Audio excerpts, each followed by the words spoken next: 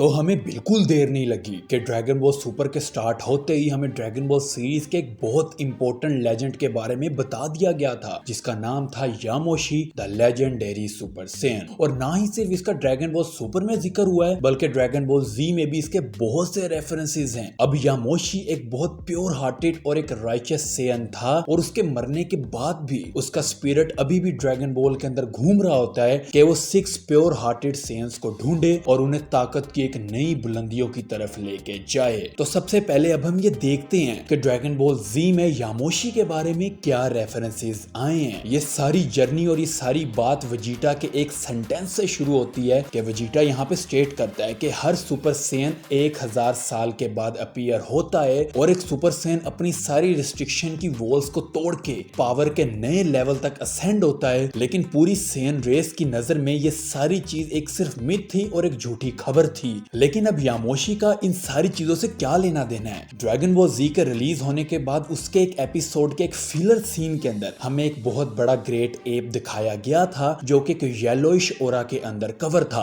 और बेसिकली ये और कोई नहीं यामोशी था, जो कि एक प्लेनेट के ऊपर खड़ा था और वो बहुत से लोगों को अटैक कर रहा था। लेकिन एंड में वो सारा प्लेनेट ब्लो अप हो जाता है और डिस्ट्रॉय हो जाता है। और यहाँ पे वेजिटा ने खुद ये दोबारा स्टेट भी किया था कि पहला सुपर सैयन 1000 ईयर पहले अपीयर हुआ था, और उसके बाद अभी तक उसका कोई नामो निशान भी नहीं मिला। और ये सुपर सैयन का लेजेंड पूरी सैयन रेस में सिर्फ एक झूठी खबर थी और एक मिथ था, तब तक के जब गोकू प्लेनेट नेमिक पे गया और वहां फ्रीजा से लड़ाई के दौरान पहली बार वो सुपर सैयन में ट्रांसफॉर्म हुआ आफ्टर 1000 ईयर, और गोकू ने इसे कंफर्म किया कि ये लेजेंड पूरी तरीके से असल है। तो बहुत टाइम पहले एक यामोशी नाम के सैयन को ये बात पता चलती है कि सैयन्स असेंड होके एक बहुत बड़े पावर लेवल की तरफ जा सकते हैं, और उस पावर लेवल का नाम था सुपर सैयन। और वो अपनी सारी सैयन रेस को कन्विंस कर लेता है कि हम सब लोग मिलके सुपर सैयन में ट्रांसफॉर्म हो सकते हैं। लेकिन बहुत से इवल सैयन्स यामोशी को अपनी तरफ एक थ्रेट देख रहे थे कि ये हमारी सैयन रेस को डिस्ट्रक्शन की तरफ ले जाएगा। तो वो लोग यामोशी के खिलाफ लड़ते हैं, और यामोशी भी अपने दोस्तों के साथ मिलके उनके खिलाफ रिबेल करता है। और यामोशी वहीं पे पहली बार सुपर सैयन में ट्रांसफॉर्म होता है, लेकिन पावर रन आउट होने की वजह से वो वहां पे मारा जाता है। और जब यामोशी अपनी आंखें खोलता है तो वो ये देखता है कि उसका स्पिरिट किसी वजह से दूसरे वर्ल्ड में क्रॉसओवर नहीं हो पाया। और यामोशी अपने से एक सवाल पूछता है कि आखिर क्या वजह है कि मुझे यहाँ पे अभी तक रखा गया है। अब Yamoshi throughout hundreds of year अपनी सैयन रेस को देखता है, उनकी जीत को, उनकी हार को। और इसी दौरान यामोशी पता लगाता है कि यूनिवर्स में बहुत से ऐसे बीइंग्स हैं जिनकी स्पिरिचुअल पावर सैयन से बहुत ज्यादा है, और उनमें से ही एक के पास यामोशी खुद जाता है। और वो और कोई नहीं थे, वो थे नेमेकियन ग्रेट एल्डर, जो कि यामोशी के स्पिरिट को देख सकते थे। यामोशी अपनी सारी स्टोरी नेमेकियन ग्रेट एल्डर को बताता है, और नेमेकियन ग्रेट एल्डर उससे सिंपैथाइज करते ये डिसाइड करता है कि वो नेमेकियन बुक ऑफ लेजेंड्स में इन सारी बातों को रिकॉर्ड करेगा। और इसके साथ यामोशी खुद नेमेकियन लेजेंड्स का भी एक हिस्सा बन चुका है। तो Yamoshi throughout all these years वो एक ऐसे सैयन से मिलता है जो कि खुद एक राइचस और एक बहुत नेक दिल सैयन था, और वो और कोई नहीं हमारा बारडॉग था, जो कि फ्रीजा के खिलाफ लड़ते हुए वहां पे मर गया। लेकिन उसका बेटा जो कि सैयन रेस का लास्ट सर्वाइवर था, एक इन्फेंट बन के प्लेनेट अर्थ की तरफ बढ़ता है, जो कि उसके दोस्त उसे गोकू बोलते थे। और Yamoshi throughout all these year Goku के ऊपर भी नजर रखता है। और जब गोकू फाइनली फ्रीजा के खिलाफ वहां पे सुपर सैयन में ट्रांसफॉर्म होता है, और वो वहीं नहीं रुकता, सुपर सैयन 1, सुपर सैयन 2 और वो नई नई हाइट्स को टच करता जाता है। और यामोशी यहाँ पे फाइनली बोलता है कि यही वो वजह थी कि जिसकी वजह से मुझे अभी तक यहाँ पे रखा गया। और अब इसके बाद ड्रैगन बॉल सुपर में ये स्टोरी आगे कंटिन्यू होती है। यहाँ पे यामोशी अभी सोच रहा होता है कि आखिर मैं गोकू को किस तरह से असेंड करवा के गोल्ड लेवल पावर्स तक लेके जाऊं, ताकि वो खुद